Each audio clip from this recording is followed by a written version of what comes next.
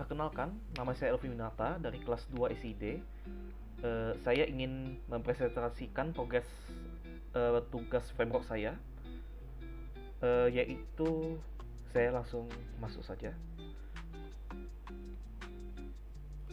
Oke.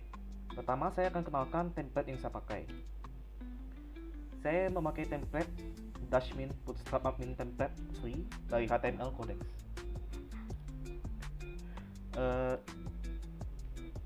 Seperti bisa lihat, ini cocok untuk digunakan dalam admin untuk melihat tracking data penjualan atau lain sebagainya. Namun saya menggunakannya juga karena estetiknya saya suka, yaitu simple, birunya enak di mata dan mudah digunakan.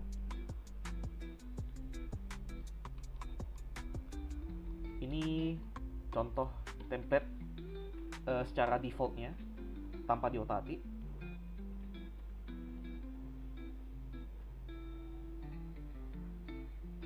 Nah, jujur aja, saya sebenarnya tidak perlu semua ini, jadi saya akan menghapus semua widget-widget ini, dan sidebarnya juga saya akan ganti untuk sesuai dengan project saya.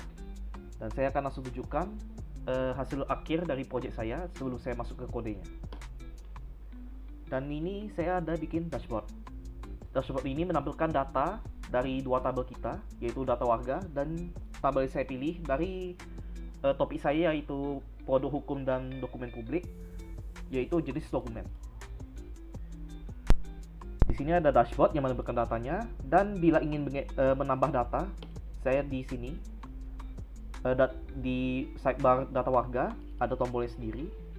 Di jenis dokumen juga di sini.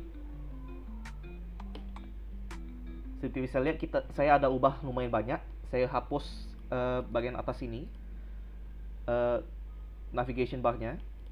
Saya juga meringkas sidebarnya. Dan saya juga mengubah ikon dashboard ke rumah daripada angka speedometer ini. Soalnya saya rasa dashboard seperti ini yang mendapatkan data lebih cocok bila ikonnya rumah daripada speedometer. Selanjutnya, saya langsung loncat ke kode. Kode sebenarnya simple-simple saja. Pertama, ini migration yang saya buat untuk tabel. Pertama, ini jenis dokumen sesuai dengan permintaan laporan saya itu. Dia perlunya jenis ID, yaitu primary key-nya, dan dua variabel lain, nama jenis dan deskripsi. Saya menggunakan juga timestamp yang default dari buatan migration Laravel, karena nanti saya akan gunakan juga. Dan ini untuk data warga. Saya memberikan nama datanya warga. Saya meletakkan database-nya di dalam database bernama Bina Desa agar mudah dipisahkan dari Laravel.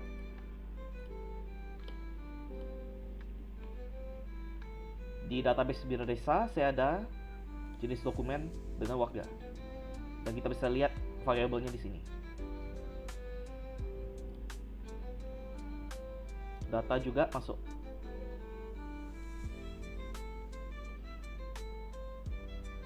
Selanjutnya saya loncat langsung ke controller, dan ini saya juga udah menggunakan validasi di mana dibutuhkan. Ini boleh kosong, ini maksimumnya, dan ini menandakan bahwa nomor KTP itu wajib unik, tidak boleh ada yang sama. Sama juga dengan jenis dokumen,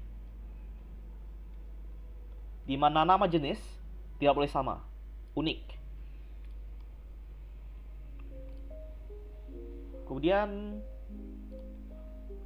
berikut saya ke model. Ini model jenis dokumen. Saya bikin primary key-nya jenis ID dan nama tabelnya jenis dokumen sesuai di sini.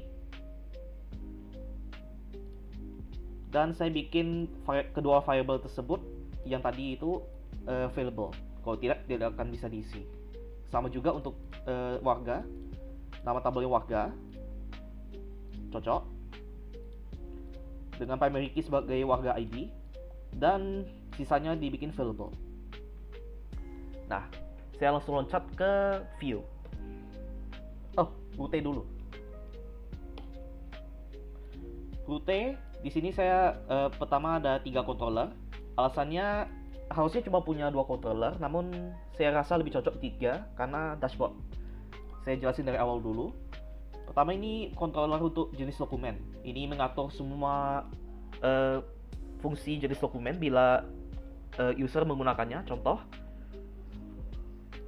saya tekan jenis dokumen, tambah jenis dokumen.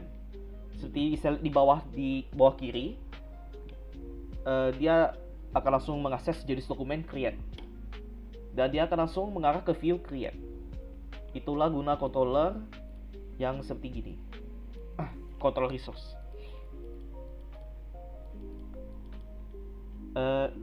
Alasan saya ada controller ketiga dan root ketiga ini adalah karena saya perlu dashboard untuk menampilkan data di sini.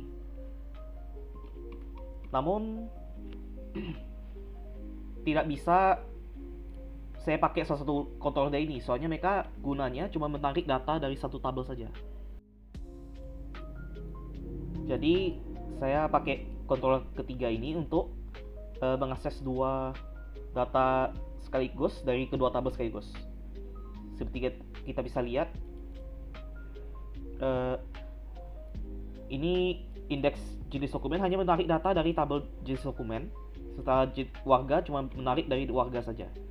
Bila saya ingin membuat dashboard seperti ini, saya tidak bisa menggunakan salah satu dari tabel atau controller tersebut. Jadi saya harus buat controller ketiga yang bisa menarik kedua data tersebut, yakni dashboard controller. Nah, selanjutnya saya langsung loncat ke view. Pertama, saya mulai dari warga.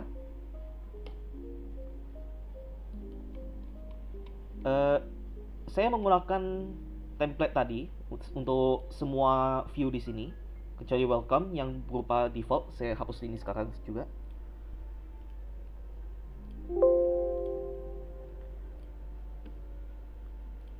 Jadi saya ada modify agar cocok dengan penggunaan saya.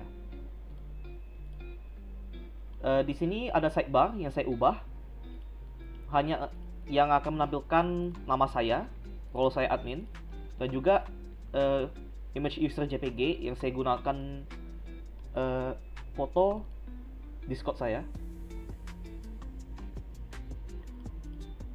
Jadi kita bisa lihat foto saya di sini. Kemudian cuma ada 3 pilihan menu saja: dashboard, data warga, jenis dokumen. Masing-masing mengarah ke lokasi tujuannya. Kemudian ada kontennya. Di sini ada navigation bar-nya. Saya sudah hapus yang message dengan notifikasi tadi. Dan di sini langsung ke tabel index. Tabel index ini menunjukkan isi datanya beserta tombol action edit, hapus, beserta tombol tambah warga.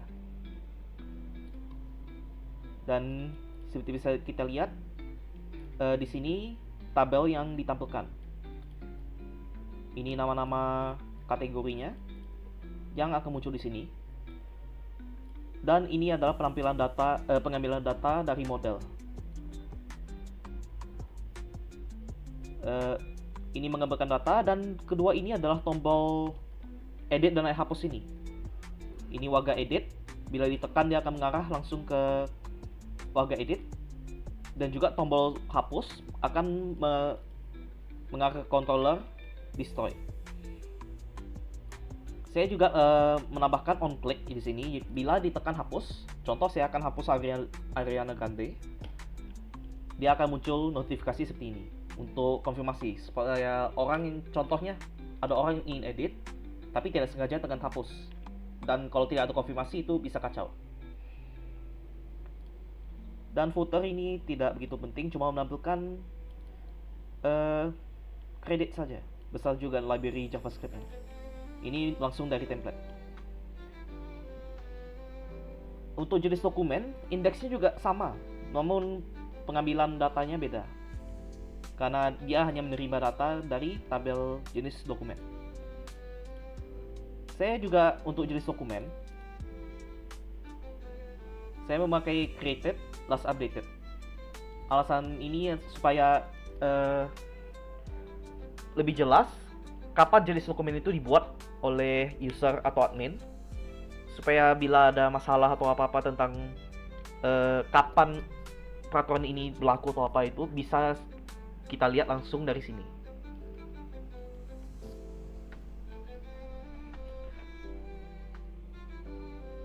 Selanjutnya kita ke dashboard yang tujuan utamanya hanya menampilkan data. Navbar, sidebar, dan footer masih sama, cuman konten utamanya beda. Namun saya baru sadar juga dashboard harusnya tidak bisa edit atau hapus. Jadi saya akan memperbaiki itu sekarang juga.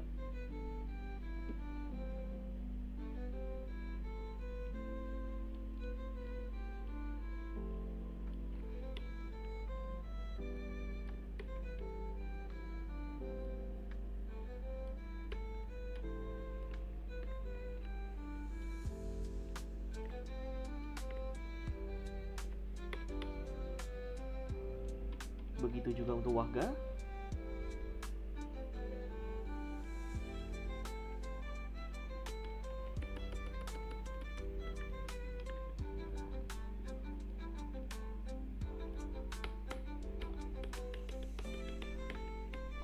Mari kita lihat hasilnya. Dan dashboard saya akhirnya memperbaiki, di mana action dihapus, dan bila ingin menggugat ganti data wajib menggunakan halamannya tersendiri, yaitu data warga atau jenis dokumen.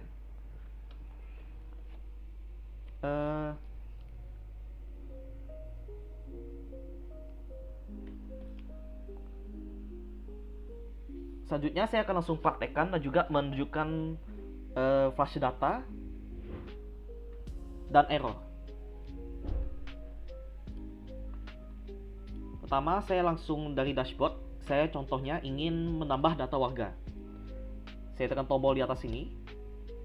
Dan inilah form untuk penambahan warga. Saya masukin nomor KTP asalan aja. Dan namanya saya kasih siapa ya? Jackie Chan. Kelamin saya pilih laki-laki. Agama saya kasih Buddhis. Pekerjaan saya kasih aktor. Dengan nomor telepon 0812 bla bla bla.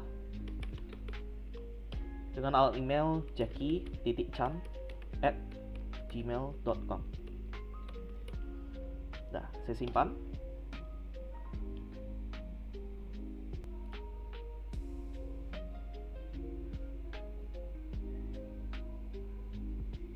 Nah, seperti kita bisa lihat data warga berhasil ditambahkan. Tadi agak lama mungkin karena loading, agak lelet internet saya laptop saya belakang ini. Dan ini flash data yang berhasil. Dan sekarang coba saya bikin flash data yang error. Contoh, saya biarin semua ini kosong, saya tekan simpan. Oh, dia akan muncul wajib mengisi itu.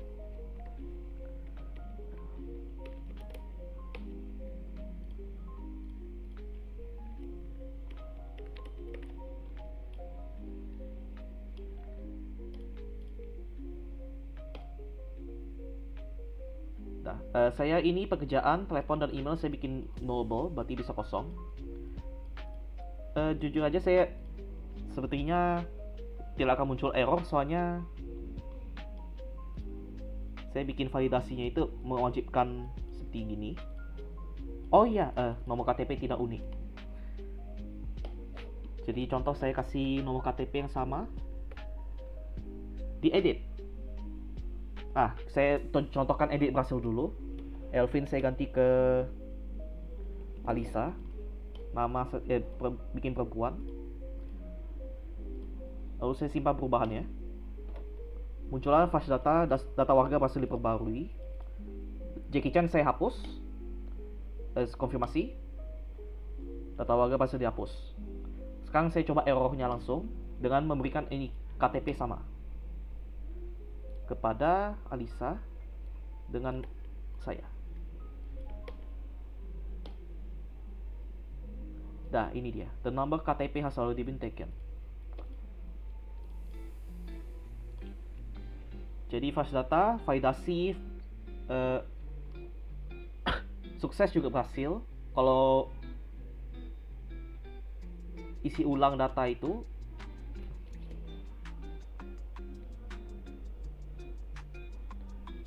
selanjutnya repopulate form, saya contoh tambah warga. Saya kasih nomor asalan.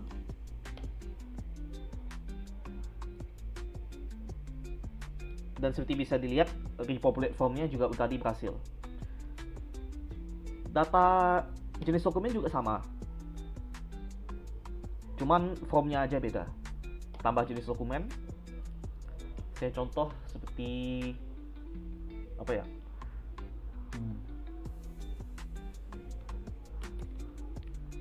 keputusan BPD, putusan yang disetujui oleh Badan Permusyawaraan Desa atas aturan dalam desa. Seperti ini. Saya simpan. Dan jenis dokumen berhasil ditambahkan, berhasil. Saya edit.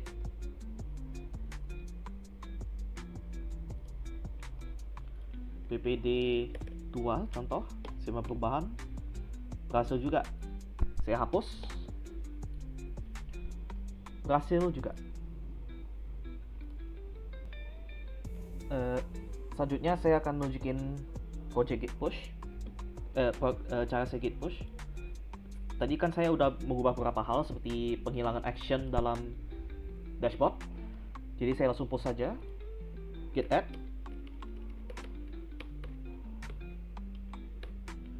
git commit, penghapusan action button dalam dashboard, enter, dan git push.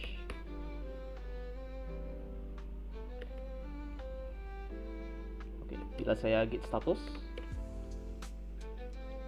your branch is up to date. Dan dengan begitu saya sudah memastikan bahwa project saya sudah di-push. Dan sekian dari saya berharap progres saya cukup baik. Dan sekian dari saya, terima kasih.